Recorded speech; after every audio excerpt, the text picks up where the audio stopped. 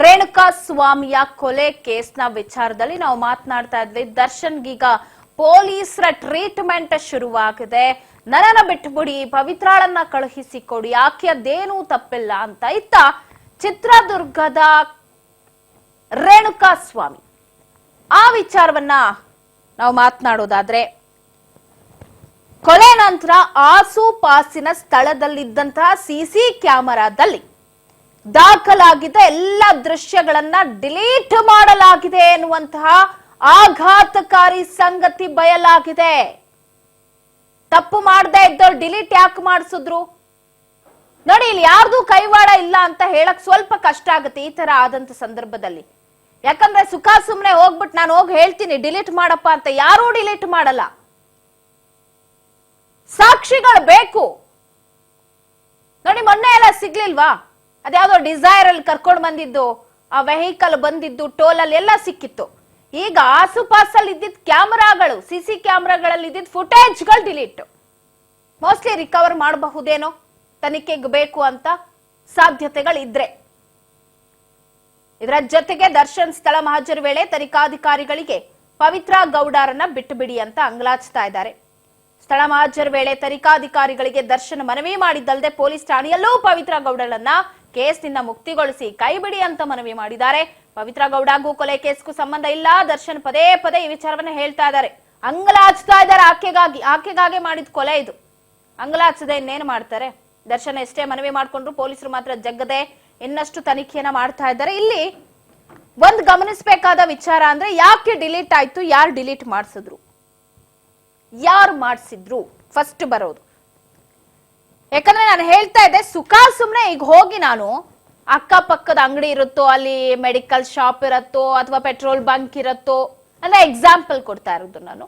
ಅಲ್ಲಿ ಹೋಗ್ಬಿಟ್ಟು CC ಕ್ಯಾಮ್ರಾದ್ check ಮಾಡಿಸಿ, ಓಹೋ ಇದ್ರಲ್ಲಿ ವಿಜುವಲ್ಸ್ ಇದೆ, ರೇಣುಕಾ ಸ್ವಾಮಿಯನ್ನು ಕಿಡ್ನಾಪ್ ಮಾಡಿದ ವಿಜುವಲ್ಸ್ ಇದೆ, ಆತನನ್ನು ಕರ್ಕೊಂಡು ಬರ್ತಿರೋ ವಿಜುವಲ್ಸ್ ಇದೆ, ಇದನ್ನ ಡಿಲೀಟ್ ಮಾಡಿ ಅಂತ ಹೇಳಿದಾಗ ಯಾರು ಡಿಲೀಟ್ ಮಾಡ್ತಾರೆ?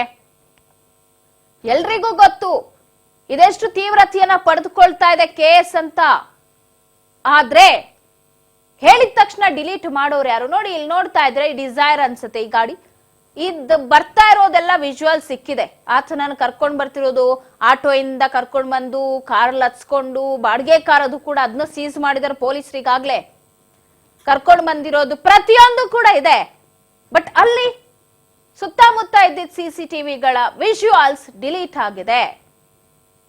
ನೀವ್ ಹಿಂಗ್ ಡಿಲೀಟ್ ಮಾಡ್ದಂಗು ಇದಕ್ಕೊಂದು ಪುಷ್ಟಿ ಏನ್ ಸಿಗತ್ತೆ ಅಂದ್ರೆ, ಹೌದು ಇವರೇ ನಿಜವಾಗ್ಲೂ ಕೊಲೆ ಮಾಡಿರ್ತಾರೆ.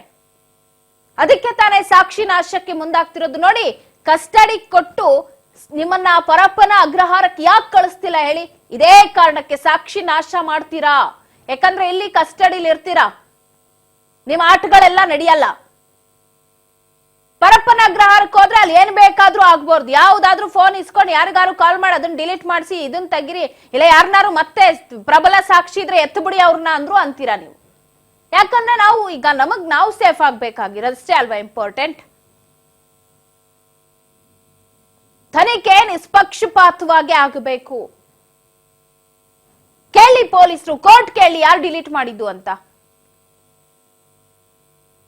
ಅದ್ರಲ್ಲೂ ರಿಕವರಿ ಆಪ್ಷನ್ ಇರತ್ತೆ, ಮೋಸ್ಟ್ಲಿ ಇರತ್ತೆ.